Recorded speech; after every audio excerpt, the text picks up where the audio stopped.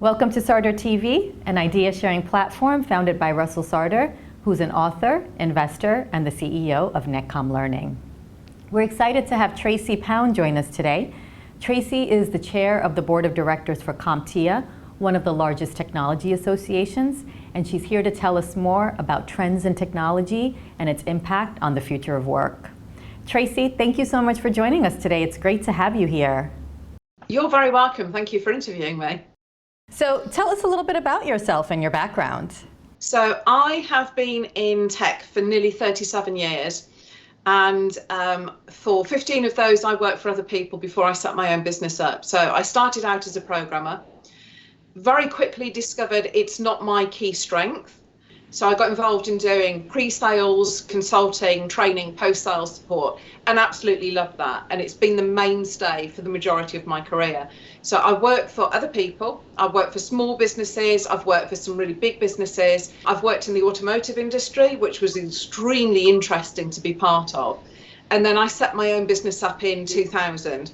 So it's 21 years old this year. And we do training, we do consulting. So we're completely services oriented. Yeah, so tell us a little bit more about the company that you founded. It was about 20 years ago. It's called Maximity. Yes. Tell Perfect. us more about. So yes, I set it up because at the time I was working 124 miles away from the office and the company that I work for. I lived 124 miles away.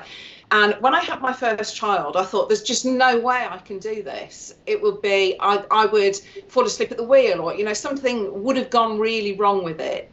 And I thought it's a really good time now to set my own business up. And it would give me the freedom then to be able to spend time with my children when they were young and not have to have that need to ask an employer if I could go to sports days or if I could have a day off because they're ill. So I wanted that freedom and that flexibility. And that's primarily why I set Maximity up. And to start with, I knew absolutely nobody. So I was a real rookie at it. The one thing I'd never done in the whole of my career before was sell. And it terrified me. It absolutely terrified me. But I got involved with networking, and networking got me some brilliant clients. So we help people with their software, we help people to choose systems, to put systems in, we provide that support for them and that objective advice about their IT strategies. So we work again with big companies, we work with small companies, we do funded work under government funded programs here in the UK. And I actually am also part of the Comptia education faculty. So as part of that, I get the ability to go and do training abroad. So I work with some of the vendor and distributor members for Comptia, and I deliver channel account management training. I go and talk about research at partner events and things like that. So it's very varied, but we absolutely love it. And I've got a great team. And actually, the reason for me setting Maximity up, my son, he now works in the business and he wants to specialise in cybersecurity. So it's a really nice sort of closed loop on that story. So tell us a little bit about Comptia and its purpose. So Comptia is the Computing Technology Industry Association. It was founded back in 1982 and became Comptia several years after that. And as an organisation, it is a global trade body that is designed to help the tech industry move forward. And it does it for multiple different aspects of technology. So we have communities where vendors, distributors, managed service providers have a home where they can come and consume research, they can meet and network.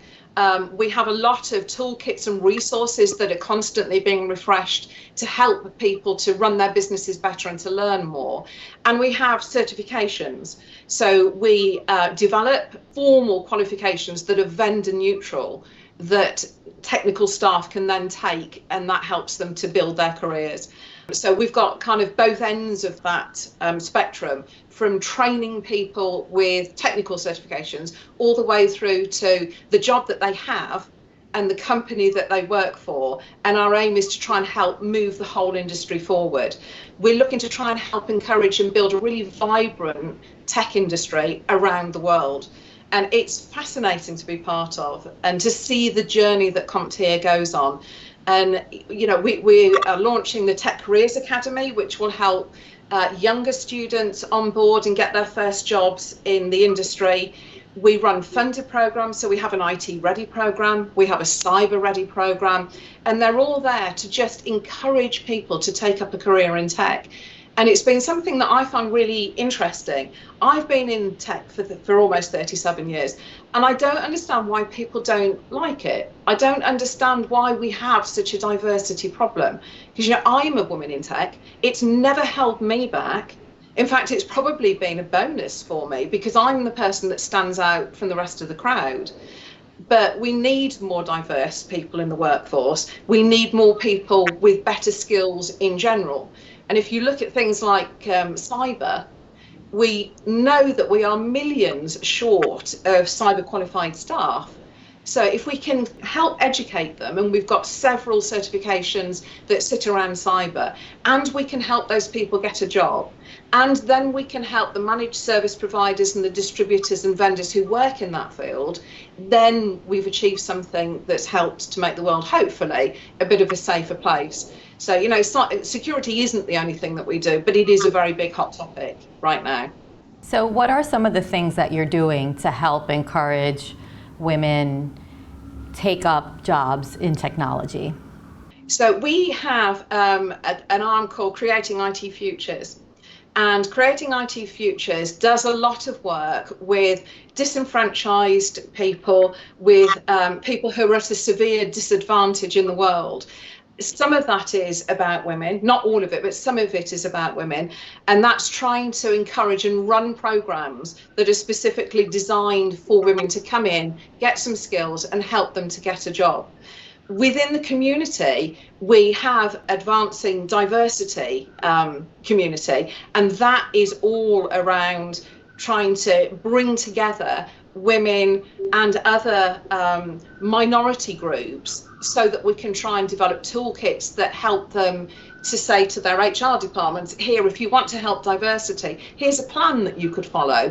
And that's developed from people who have successfully built diverse programs within their own organizations. So we use a lot of the knowledge that we have within the community to help build these programs out to benefit other people who sit in that community. But it's all around helping to run those programs that are designed for minority groups specifically, to promote those and to make sure that we talk about diversity wherever we are. And diversity is a really interesting area because it's not just the diversity bit, it is the equity and inclusion part too. And so we run panels on it, we have discussions about it. When we have our events, we will have meetings for specifically those communities where they can come and talk about any issues they might be experiencing, where we can learn about what else we might be able to do that would help to try and at least tackle that problem. And one of the trends that we've seen this year is that diversity is not improving. In fact, it's getting worse. So it is absolutely a pertinent topic that we need to do something about. And all the research, whenever you look at diversity research, it all points to the fact that if you've got diverse teams, you get better working results. So it gives you a better organisation to work with and to work for.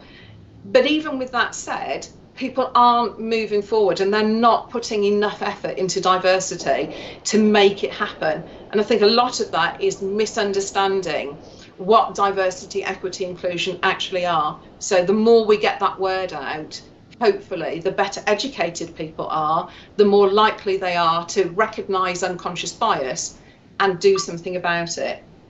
Why do you think that despite all the efforts that are being made in diversity and inclusion or in organizations that it's still not moving forward? I really do think that people don't fully appreciate how biased they are, not on purpose necessarily, but just because culturally, historically, that's the way that things have been. So you stop questioning and you take things for granted. And it's so easy to take for granted the way that you are, the way that you behave, the way that your culture works, and not to take into consideration how somebody else's culture might work, how they think, where they've come from, and not to think about asking them. And so I think it's very endemic, it's very inside people, that level of bias, and it's going to take a while to draw it out and get people used to it. And again, being a woman in tech, it's not held me back, but I notice when people judge me because I am a woman in tech, not a man in tech. And I know a lot of senior men in organisations, and I often get the sort of question, well, why should we support women over men? So if you've got a position that's open, why should you try and promote women more than you promote men? Surely it should be the best person for the job. And yes, I agree with that, but that's where equity comes in. And that's the bit that I don't think a lot of companies really understand.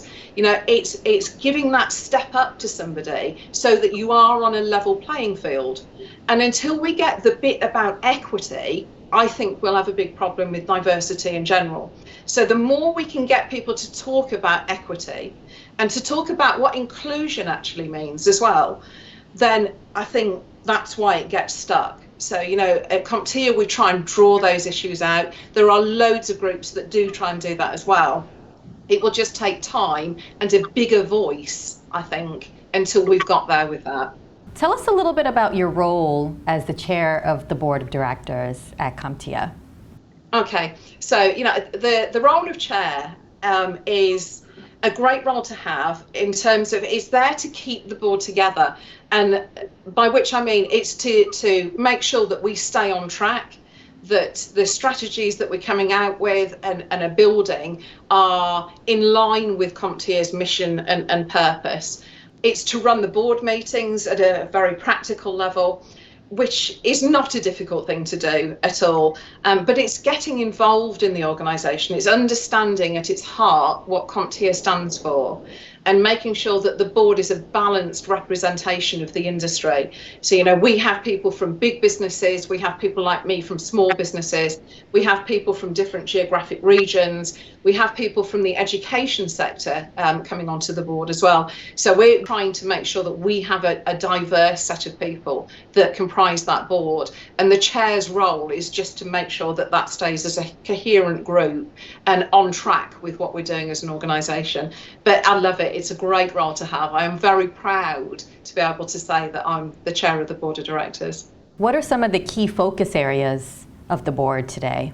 So we're looking at how we can take the workforce forward. So what can we do out in the world that makes a difference to people, their career, and the tech industry as a whole? So we've got the Tech Careers Academy that's due to launch soon.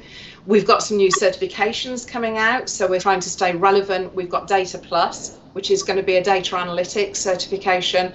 That's a really big topic area these days as well. We've got the ISAO, so the Information Sharing and Analysis Organisation, the cyber element, where we are trying to make it very open for managed service providers to be able to come in and see what's actually going on around the world. So if there's a cyber attack and it's a zero-day attack, that if we've got that knowledge in there, we can share it out straight away so that cyber criminals don't get the foothold that traditionally they have had with some of those zero-day attacks. And we want to take that forward. So, we're working with cybersecurity, we're working with those certifications. We recently launched a new community in Benelux. So, that's a fantastic addition, and we will continue with that global expansion for the communities as well. We've got some programs that we're developing, as I say, with the Tech Careers Academy that are looking at how can we get people that are perhaps in middle school interested in taking a career in technology. We're working with apprenticeships. So, anything that tries to onboard somebody into a tech career, give them a good job, because, there aren't many industries these days where you have a job for life. But I think with tech, if you get into tech, you have a job for life, you have a career. It is interesting, it's never dull, it's an area that always moves forward, always is changing. it will give you travel, all sorts of benefits. So, I don't understand why people don't want to come into tech. So we're doing all we can to try and encourage people to come into this industry, whether that's through certifications, whether it's through memberships, whether it's that they're part of a group that is really struggling, and we can perhaps offer some support to get them into it. So all of that kind of stuff is work that we're doing to try and just move the tech industry forward. What are some of the things that Comptia is doing, some of the programs and things, like you said, to encourage people who might be in non-technical roles to actually take on technical skills or, develop into a tech career? Yeah, so through the communities, we have events, and we encourage as wide a variety of people to come to those events as we can possibly get there, so that they can see what it's like. So we're trying to open the industry out, make it a little bit more transparent so people understand what it is, and we can encourage them through. We run programs sort of like boot camps, but we run programs to onboard people in those first few steps. So career changers, people who are just starting out, looking for a job. We've got IT ready, we've got cyber ready, cyber prep. We've got the apprenticeship programs where we're encouraging people to come in and just have a look at what's going on. And we go to events as well. So, we have in August, we have our flagship event, we have ChannelCon, which is normally in person, but hasn't been for the last couple of years. Next year, Houston, let's hope we get there. So that should be absolutely fantastic. But we use those as an opportunity as well, just to welcome people who might not be in the tech industry to come along and have a look. They can come and talk to people who work in the industry. They can see what it's like for themselves, and they can see what Comptia is like as an organisation as well. And I know you mentioned, preparing the workforce for the future, and we know things like data analytics, automation, AI are all impacting the workforce, jobs, skills, wages. Can you tell us a little bit more about what you've seen in terms of trends when it comes to these areas? Yeah, sure. So, emerging technology is a topic that we always do research on every single year. And I think the big step changes we've seen between last year and this year, the first one is cloud. It's not quite emerging tech, but cloud is so important because it's the foundation for a lot of other emerging technologies to work from. So, if you want AI, if you want IoT solutions, then you need to be cloud enabled in order to be able to facilitate the data that needs to flow up and down to give you the analytics as a result of it. So what we've seen for the first time this year is a cloud first strategy. So in the past, what we've seen companies say is, well, yes, we'll go into the cloud, but only if on-premise doesn't work. And across the last year, we've seen complete change in that, in as much as people are now saying, yes, we'll be in the cloud first, and if we can't be in the cloud, then we'll be on premise. So it's a big step change from a technology point of view, because it gives us that platform to be able to grow and to move forward from. So that's one of the big trends that we've seen. So sitting on top of that, you've got, as you say, robotics, you've got artificial intelligence, you've got augmented reality and virtual reality. What we're seeing is that AI particularly is starting to be used as a platform to help websites to perform better, to go into certain industries. So things like the insurance sector, professional services, banking, anything like that, solicitors, lawyers, where people have a problem and it can take a long time with an expensive skill to solve that problem. So if you can embed AI into the way that you work, then you can start to get automated claims, for example, and automatic choice of different policies that you might want from an insurance point of view that are relevant to you, rather than just a straight, I'm ticking this, I'm saying no to that, I'm saying yes to this, which is a little bit too inferior and doesn't give the detail behind it. An area that I think we'll see a lot of growth in is in the education sector. So we've already seen a massive change in the way that education's been delivered because children couldn't go to school. So that's had to go remote. But we're only at the start of that journey. There are so many possibilities to open up different ways of learning. I mean, when the pandemic hit, one of the things that Comptia had to transition to was remote proctoring. So what we didn't want is for people who needed to take an exam not to be able to have that exam. So we were able to transition quite quickly and smoothly to remote proctoring so that people could do their exam at home. Now, if you can do your exams at home, that changes the whole basis for the nature of how you teach people. Do you need people to go to school? And there are bigger questions that sit around the technology part, for sure, around that. So you've got all the social elements around it. But from a technology point of view, no, you don't. You can teach anybody anywhere. So as long as you've got a solid infrastructure, cloud is a part of that. As long as you've got that solid infrastructure, then you've got the basis to be able to deliver out a much better form of education and a better experience for people, because you can vary it according to the learning styles of the students. So, you know, there are so many exciting possibilities coming up, it's untrue. But then on the other side, one of the other big trends we've seen is in zero trust. So around cyber, with the pandemic, people going and working from home, they've got their own computer equipment, they've got their own routers and things like that, might not be secured properly, but they're now having to access all of their corporate data, corporate emails and things. The whole world of cybersecurity has changed massively. And what we're having to look at now is zero trust. So it can't be a case of, yes, I've got antivirus, I've got anti-malware, I've got this in place. It's a case of, well, you could be hit from the inside out. So you need zero trust, because how do I know that you're the right device from the right person at the right location on my network? So it's about making sure that the technology delivers that value in terms of cybersecurity, and it's doing that through zero trust. Robotics, we're seeing a lot more work with automotive or manufacturing companies, where it's much easier for them to be able to monitor machines. I mean, they've always been able to program machines with CNC programming, but now they can monitor the throughput, they can monitor the way in which they're performing. Are they starting to slow down? Are the parts starting to wear? Do they need maintenance work?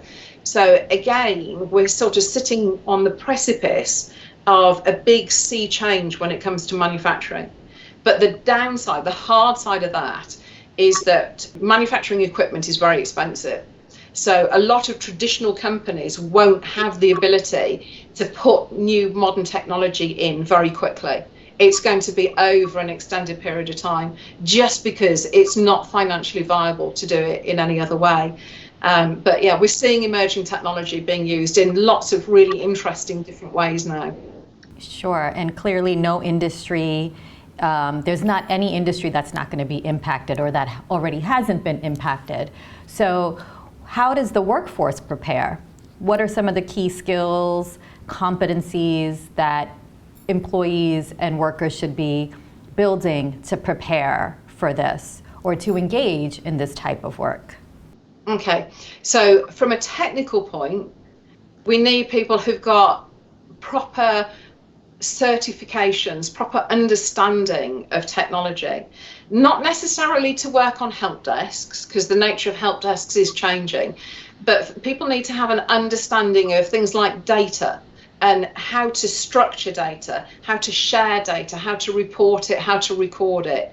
So that all kind of sits in that sort of IoT area, again with AI, and again with edge computing as well. We get a lot more possibilities coming in there. But for people coming into the workforce, they really need to understand that architecture, understand that infrastructure. From a human perspective, what we're saying is that people need a lot stronger business skills. So it's, yes, there are degrees, again, there are levels in this. So the more technical you get, by nature, the further away from the overall business view you get. But people who are sort of level 1, level 2 techs, perhaps sometimes into level 3, they need an understanding of business processes, business pain points, how technology can impact on the ability of a business to improve and to be more successful in what it does, and to talk in that business language, not to talk tech. You know, I'm not selling you a cloud hosted software application that's running here. What I'm selling you is the geographic independence to run your business from anywhere you like, and to know that it's secured and it's backed up and it's been looked after and it's licensed properly. So it changes the nature of that conversation, and we need to see an awful lot more of that from a human perspective for people understanding and being able to talk in business terms. So then how can people who are in non-technical roles prepare for careers like this without having to get very technical? Okay, so working with the organisations that they're already in, get to know the IT department, get to know the help desk. They clearly obviously don't need to get involved in answering calls and sorting stuff out with a screwdriver or what have you, but get involved in tech, make it something that you're interested in.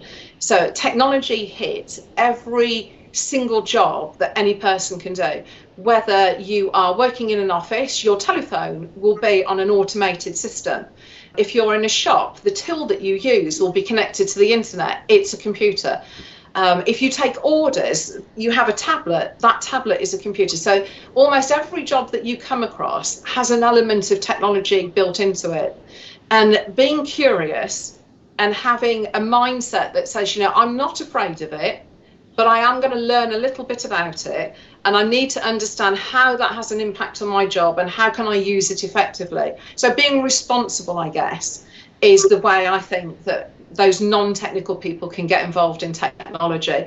And not everybody will love technology. I completely understand that it's not everybody's bag. And if it isn't, find somebody else who can help you with it. But at least have an understanding, an overview of what technology is and what it does for you. What more can organizations do to help employees understand technology, become more involved in it within the organization, even if they aren't in technical roles? So one of the things that I've seen that works really well is not so much job sharing, but having people move from one department to another, to another, to another.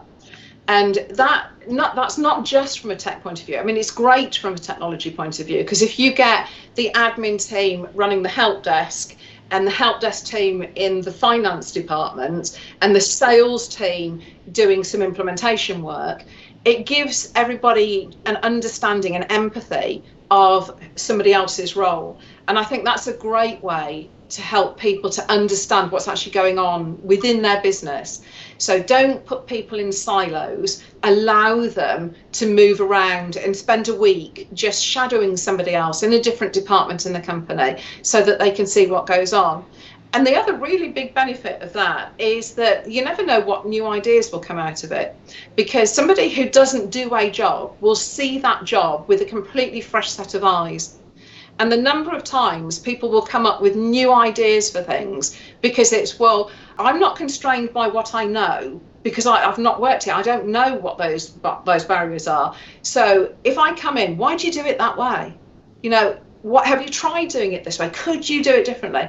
So not only do you get the benefit of a better informed and knowledgeable workforce, you actually get the benefit of process enhancements, because people have different ideas coming from different areas of that business. So I think that's a great way for me of getting those non-technical people involved in what they're doing, but also involve them in meetings. So, when I do channel account management training for Comptia, that is working with the account managers. And quite often a pinch point comes between the order department, so the order and finance department and the business development department.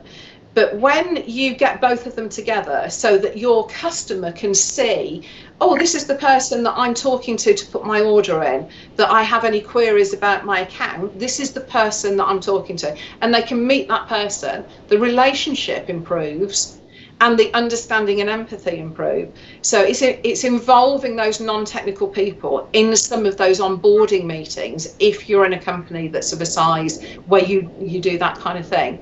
But it's involvement. It's not excluding people. It's making sure that they're part of that journey as a business. What are some of the biggest skill gaps that you're seeing in the IT industry today? It's a trend that has continued for several years, and it all sits around those professional skills in the main. So it really is the ability of technical people to speak business language, of them being able to talk in lay terms to an end user without talking about servers and chips and CPUs and graphics cards and speeds and stuff. It's translating that into ordinary language, everyday language, so that everybody can understand it. And then the other big skills gap for us is cybersecurity.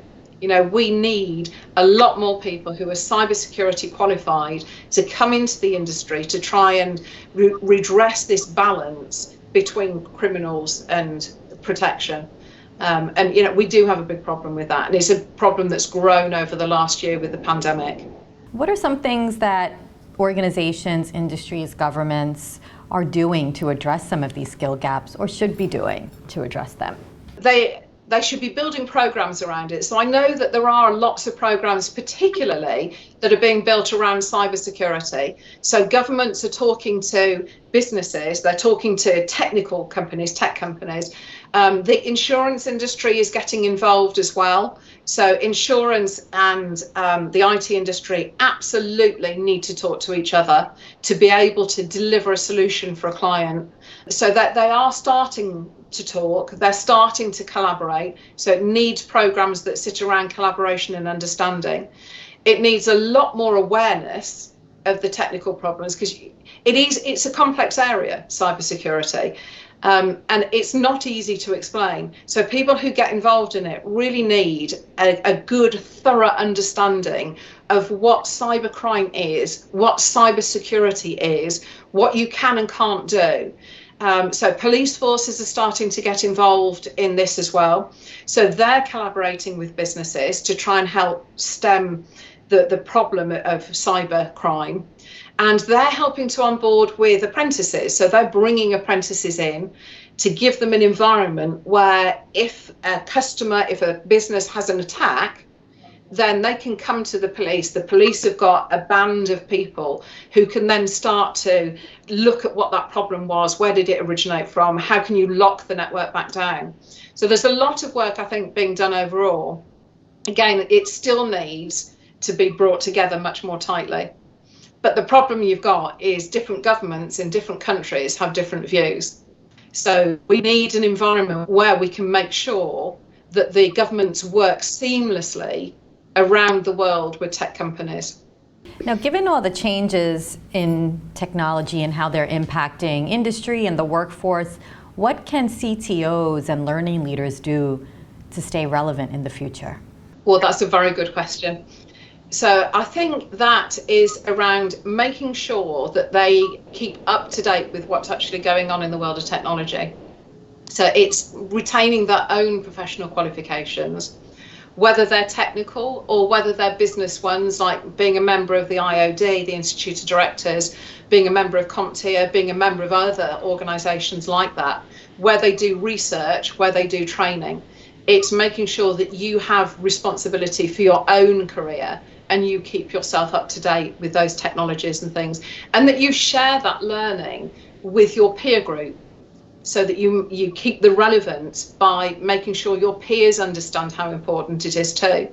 And it's taken years for CTOs particularly to get that seat on the board. So now we've got the seat on the board, can't afford to lose it. So it's keeping the relevance there with peers so that they understand the complexities around technology and they don't just switch off and go back to the way that they used to be, which was, oh yes, we don't really want to hear about it. It's too complex and it's not a board issue. It is absolutely a board issue. Now, what would you say are some of the greatest technological advances that you've seen happen over the last several years, just given so many changes and how rapid these changes have taken place? Yeah, it's amazing, isn't it? When you see what's actually happening in tech. When I started back in 1984, we didn't even have hard disks. You know, they didn't exist. The internet doesn't exist. Mobile phones were kind of coming in, but they were the big bricks and they got the cables. So, you know, they weren't anything like the technology that we've got now. for me, I think the big technological advances are things like IoT devices, so the Internet of Things, where you can have an intelligent kettle, you can have an intelligent fridge. And I know it's a little bit sort of, well, where's the real world use of it? But if you've got a device like that, then you can remotely control it.